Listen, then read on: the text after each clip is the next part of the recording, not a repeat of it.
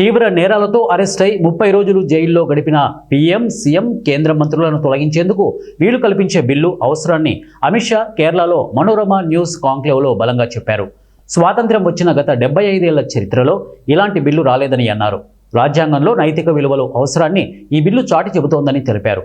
ఏ ముఖ్యమంత్రి అయినా జైల్లో ఉండి ప్రభుత్వాన్ని నడపాలని ఆ దేశ ప్రజలు కోరుకుంటారా? అసలు ఇది ఎలాంటి చర్చ? నాకు అర్థం కావడం లేదు. ఇది నైతికతకు సంబంధించిన ప్రశ్న.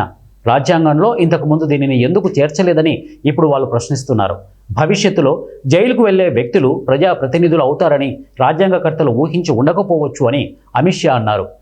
అవినీతి ఆరోపణలపై జైలుకు వెళ్లిన అరవింద్ కేజ్రీవాల్ ఆయన రాజీనామా చేయడానికి నిరాకరించిన విషయాన్ని అమిత్ షా ప్రస్తావిస్తూ, ఒక ముఖ్యమంత్రి జైలులో నుంచే ప్రభుత్వాన్ని నడిపారని, అలాంటప్పుడు రాజ్యాంగాన్ని సవరించాలా వద్దా అని ప్రశ్నించారు. గతంలో బీజేపీ ప్రభుత్వం కూడా ఢిల్లీలో అధికారంలో ఉందని, అయితే తమకు అలాంటి పరిస్థితి ఎప్పుడు ఎదురు కాలేదని అన్నారు.